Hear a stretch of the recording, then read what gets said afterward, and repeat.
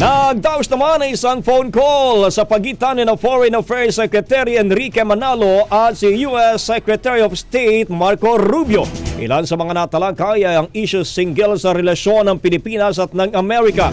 Dito, idiniin ang patuloy na pagkondena ng Amerika sa mga aggression ng China sa West Philippine Sea.